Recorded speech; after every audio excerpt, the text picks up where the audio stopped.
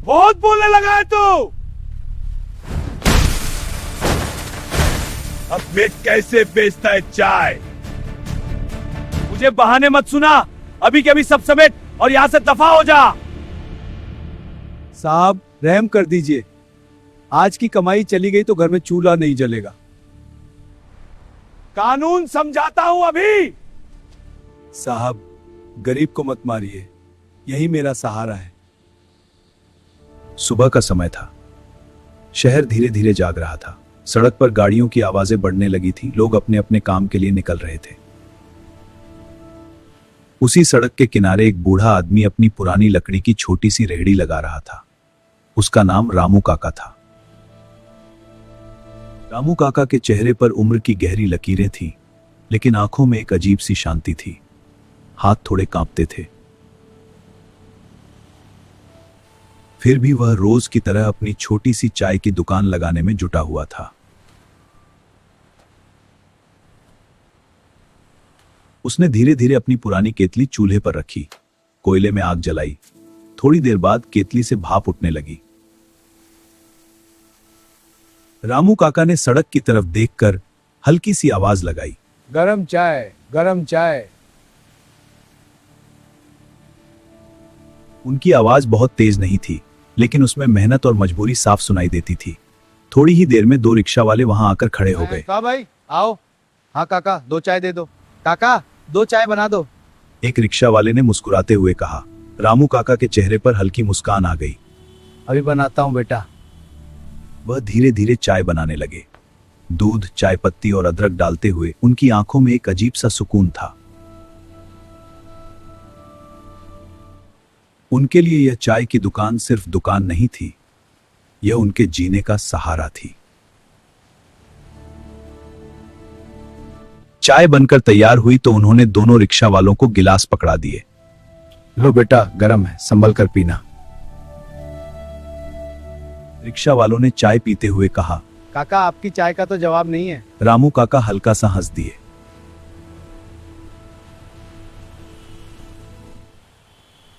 लेकिन उन्हें क्या पता था, आज का दिन उनकी जिंदगी का सबसे कठिन दिन बनने वाला है। उसी समय सड़क के उस पार से एक पुलिस की मोटरसाइकिल आती दिखाई दी। मोटरसाइकिल पर एक हवलदार बैठा था। उसका नाम हवलदार श्यामलाल था। श्यामलाल पूरे इलाके में अपने गुस्से और घमंड के लिए जाना जाता था। ए भाई, तुम्हारी यह दुकान फिर से रोड पर आ गई है, कितनी मरतबा समझाएं? जल्दी करो वरना सब कुछ जब्त कर लूंगा। जैसे ही उसकी नजर रामू काका की चाय की रेहड़ी पर पड़ी, उसके चेहरे पर गुस्सा आ गया।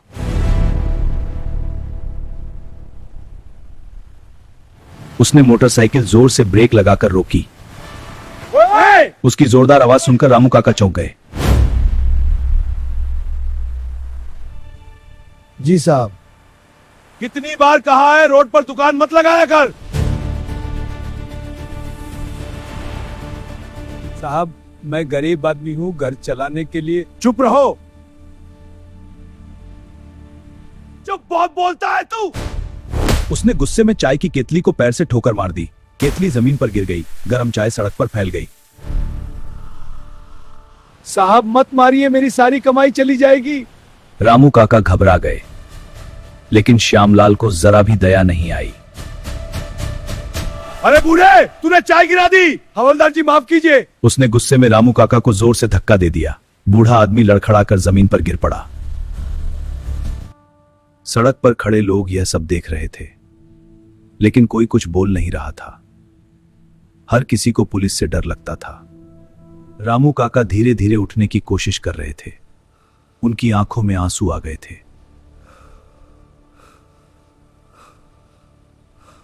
साहब मेरी गलती क्या है? गलती पूछता है।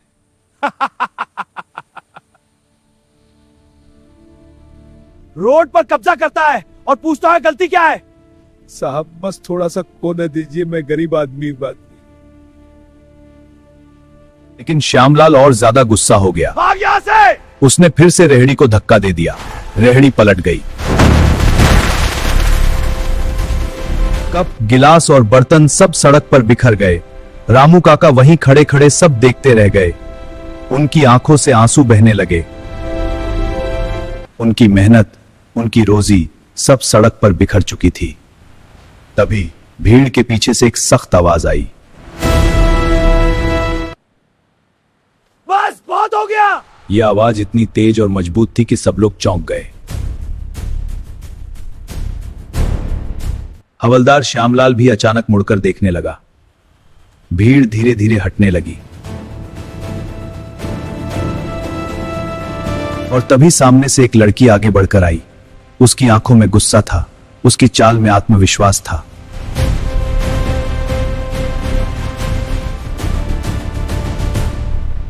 तुम्हें शर्म नहीं आती?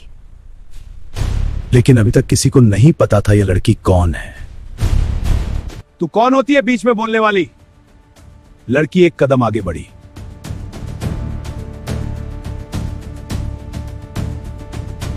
मैं वही हूं जो आज तुम्हें वर्दी की असली इज्जत समझाएगी। भीड़ पूरी तरह शांत हो गई। सबकी नजर अब उस लड़की पर थी। रामू काका भी हैरानी से उस लड़की को देख रहे थे। उन्हें समझ नहीं आ रहा था यह लड़की आखिर है कौन, और उसे यह भी नहीं पता था कि अगले ही पल उसकी जिंदगी का सबसे बड़ा सच सामने आने वाला है। भीड़ के बीच खड़ी वह लड़की जब आगे बढ़ी तो कुछ पल के लिए वहां सन्नाटा छा गया। सड़क पर खड़े लोग एक दूसरे की तरफ देखने लगे। हवलदार, यह सब क्या है? मैडम, यह बुड्ढा रोड जाम कर रहा था। तो आपने स्टॉल ही पलट दिया? लेकिन मैडम, नियम के मुताबिक। कि जो पुलिस के हवलदार से इस तरह बात कर रही है। हवलदार श्यामलाल ने गुस्से से उसकी तरफ देखा। उसकी आदत थी कि कोई भी उसके सामने आवाज ऊंची नहीं करता था। तुम्हारी हिम्मत कैसे हुई मुझसे इस तरह बात करने की? प्लीज झगड़ा मत कीजिए। चुप रहो।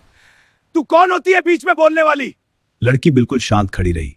उसकी आंखों में डर नहीं था, बल्कि गुस्सा साफ दिखाई दे रहा था। उसने धीरे लेकिन मजबूत आवाज में कहा, मैं वो हूं जिसे अन्याय देखकर चुप रहना नहीं आता। भीड़ में खड़े लोग हैरानी से उसे देखने लगे। श्यामलाल हंस पड़ा। बहुत बड़ी बहादुर बन रही है तू। यहां पुलिस का मामला है, समझी? अपना रास्ता पकड़ और निकल जा। लड़की एक कदम और आगे बढ़ी। उसकी नजर सीधे रामू काका पर पड़ी, जो जमीन पर बिखरे अपने बर्तनों को उठाने की कोशिश कर रहे थे। उनके हाथ कांप रहे थे, आंखों से आंसू लगातार बह रहे थे। लड़की का दिल भर आया। काका, आपको चोट तो नहीं लगी? नहीं बेटी। सिर उठाकर लड़की को देखा। उनकी आंखों में दर्द था, लेकिन चेहरे पर मजबूरी की मुस्कान थी। उन्होंने कहा। फिर उन्होंने जल्दी से अपने आंसू पोंछ लिए। उन्हें डर था कि कहीं इस लड़की को भी हवलदार का गुस्सा न झेलना पड़े। तुम जाओ बेटी, यहां मत रुकना ना, पुलिस वाले हैं। लेकिन लड़की वहीं खड़ी रही।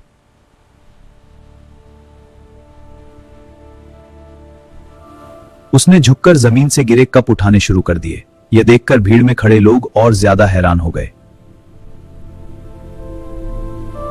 एक लड़की सड़क पर एक गरीब बूढ़े के बर्तन उठा रही थी। हवलदार श्यामलाल को यह सब बिल्कुल अच्छा नहीं लग रहा था। ओए, मैंने कहा ना निकल यहां से। वह गुस्से में बोला। लड़की ने उसकी तरफ देखा। तुम्हें जरा भी शर्म नहीं आती? उसकी आवाज सुनते ही श्यामलाल का चेहरा लाल हो गया। क्या कहा तूने? मैंने कहा तुम्हें शर्म नहीं आती?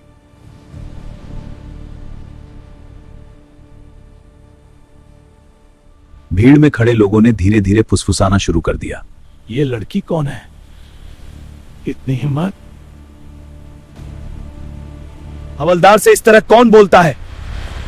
श्यामलाल अब पूरी तरह गुस्से में था। वह लड़की के पास आकर बोला, लगता है तुझे अपनी औकात नहीं पता। औकात की बात तुम कर रहे हो? हाँ, आग की यहाँ कानून, मैं यहाँ हो। कानून तुम नहीं होते, कानून वर्दी की जिम्मेदारी होती है। लड़की की आंखों में गुस्सा चमक उठा। कानून सबके लिए बराबर है, किसी को भी छूट नहीं मिलेगी। यह सुनकर आसपास खड़े कुछ लोग धीरे धीरे मुस्कुराने लगे। श्यामलाल को लगा कि उसकी इज्जत सबके सामने जा रही है। बहुत हो गया! वह चिल्लाया। उसने हाथ उठाकर लड़की को डराने की कोशिश की। हाथ नीचे कर लो। लेकिन लड़की बिल्कुल नहीं डरी। वह वहीं खड़ी रही। नहीं तो क्या कर लेगी तू?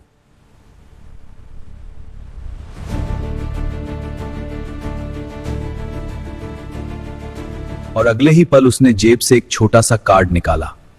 वह कार्ड उसने सीधे श्यामलाल के सामने कर दिया। पहले ये देख लो। श्यामलाल ने गुस्से में कार्ड छीन लिया। जैसे ही उसने कार्ड पढ़ा, उसका चेहरा अचानक बदल गया। उसकी आंखें फैल गई, हाथ कांपने लगे। उस कार्ड पर लिखा था, कुछ पल के लिए श्यामलाल बिल्कुल चुप हो गया। भीड़ में खड़े लोगों को अभी तक समझ नहीं आया था कि हुआ क्या है। अब बताओ, यहाँ कानून कौन है? श्यामलाल के चेहरे से घमंड गायब हो चुका था।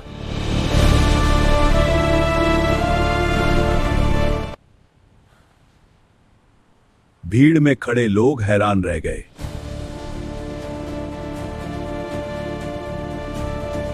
अरे ये तो इंस्पेक्टर है। रामू काका भी यह सुनकर चौंक गए। उन्होंने आश्चर्य से लड़की को देखा। उनके मन में कई सवाल उठने लगे। लड़की इंस्पेक्टर? श्यामलाल डरते हुए बोला, मैडम मुझे पता नहीं। तुम्हें पता होना भी नहीं चाहिए था। वर्दी पहनने का मतलब ये नहीं कि गरीबों पर रोब दिखाओ। श्यामलाल सिर झुकाकर खड़ा रहा। आरती ने जमीन पर बिखरी रेहड़ी और बर्तन की तरफ इशारा करते हुए कहा, ये सब क्या है श्यामलाल? मैडम, ये रोड पर अवैध दुकान लगा रहे थे। तो कानून ये कहता है कि तुम उन्हें मारो। श्यामलाल चुप रहा। भीड़ में खड़े लोग अब खुलकर बातें करने लगे थे।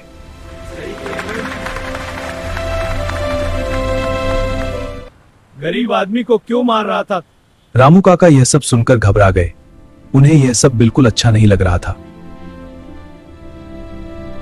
नहीं बेटी, साहब ने कुछ गलत नहीं किया। काका, आप डरिए मत। रामू काका ने धीरे से कहा, मैं गरीब आदमी हूं बेटी, मुझे झगड़ा नहीं चाहिए। आरती का दिल भर आया। जब तक मैं यहां हूं, आपको कोई परेशान नहीं करेगा। उसे यह देखकर दुख हुआ कि गरीब लोग हमेशा डर कर जीते हैं। श्यामलाल, जी मैडम। आज के बाद अगर मैंने तुम्हें किसी गरीब को परेशान करते देखा तो तुम्हारी बचाना मुश्किल हो जाएगा। जी मैडम, गलती हो गई। भीड़ में खड़े लोगों के चेहरे पर अब संतोष दिखाई दे रहा था।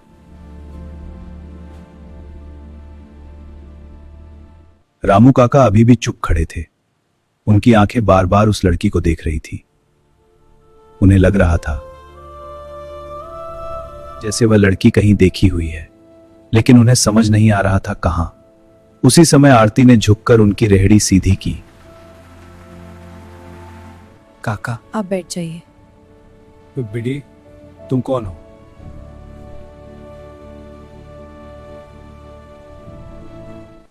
काका, आपको सच में नहीं पहचान रहे। उसकी आंखों में हल्की नमी आ गई। रामू काका हैरान होकर उसे देखने लगे। भीड़ भी अब पूरी तरह शांत थी। सबको लग रहा था कि अब कोई बड़ा सच सामने आने वाला है। और अगले ही पल वह सच ऐसा था जिसे सुनकर पूरे इलाके के लोग हैरान रह जाने वाले थे। सड़क पर खड़े लोग बिल्कुल शांत हो गए थे। सबकी नजर अब उस लड़की और रामू काका पर थी। बेटी, मैंने तुम्हें कहीं देखा है क्या? रामू काका हैरानी से लड़की को देख रहे थे। उनकी आंखों में सवाल ही सवाल थे। लड़की कुछ पल तक चुप खड़ी रही। उसकी आंखें भर आई थीं। फिर वह धीरे धीरे रामू काका के पास आई। काका, ध्यान से देखिए। उसने कांपती आवाज में कहा। रामू काका ने ध्यान से उसके चेहरे को देखा। लड़की कुछ पल तक चुप खड़ी रही।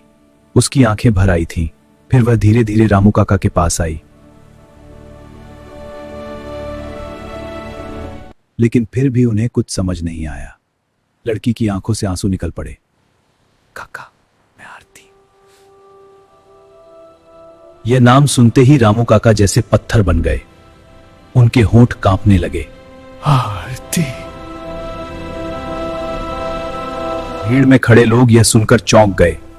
रामू काका की आंखों से आंसू बहने लगे। उन्होंने कांपते हुए हाथ से आरती के चेहरे को छुआ। तू सच में मेरी बेटी है। आरती अब खुद को रोक नहीं पाई। आज्ञा। वह झट से अपने पिता से लिपट गई। रामू काका जोर जोर से रोने लगे। सड़क पर खड़े लोग यह भावुक दृश्य देखकर चुप हो गए। किसी की आंखों में भी आंसू आ गए।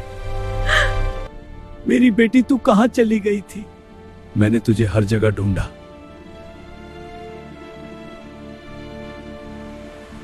आरती भी रोते हुए बोली, काका, मैं कहीं नहीं गई थी। आपके सपने पूरे करने गई थी। सपने? रामू काका कुछ समझ नहीं पाए। आप भूल गए काका, मेरी बेटी बड़ी होकर पुलिस बनेगी। जब मैं छोटी थी तो आप हमेशा कहते थे। रामू काका की आंखों में पुरानी यादें तैरने लगी। उन्हें याद आया, जब आरती छोटी थी वह लकड़ी की छोटी डंडी लेकर खेल खेल में पुलिस बनने का नाटक करती थी और वह हंसकर कहते थे, एक दिन मेरी बेटी सच में पुलिस बनेगी। लेकिन गरीबी ने सब कुछ बदल दिया था। घर की हालत खराब थी। रामू काका चाय बेचकर किसी तरह घर चला रहे थे। एक दिन अचानक आरती घर छोड़कर चली गई थी। रामू काका को लगा था कि शायद वह उनसे नाराज होकर चली गई। उस दिन के बाद उन्होंने उसे कभी नहीं देखा। लेकिन आज वही बेटी उनके सामने खड़ी थी, वह भी पुलिस की वर्दी में। बेटी, तूने इतना बड़ा काम कर लिया। काका, यह सब आपकी वजह से हुआ है। अगर आप मुझे पढ़ने के लिए हिम्मत नहीं देते तो मैं आज यहाँ नहीं होती। भीड़ में खड़े लोग अब तालियां बजाने लगे। हवलदार श्यामलाल भी यह सब देखकर शर्मिंदा खड़ा था। आरती ने उसकी तरफ देखा। मैडम, मुझसे बहुत बड़ी गलती हो गई। गलती सिर्फ मुझसे नहीं, इंसानियत से हुई है।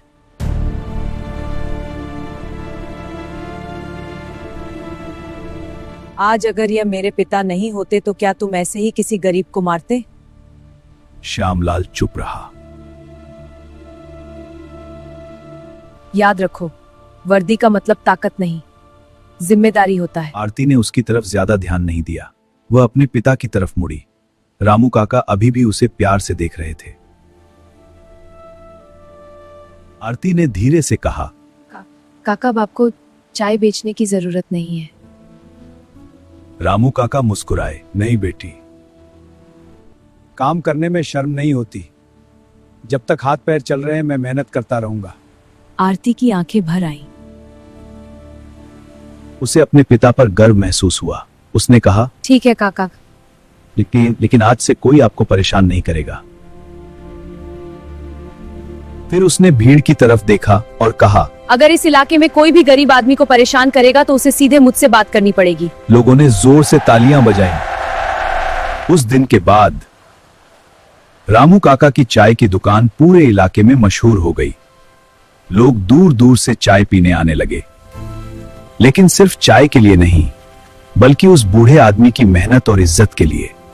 और हर बार जब कोई नया ग्राहक आता, नमस्ते जी, चाय लीजिए। हाँ काका, एक चाय।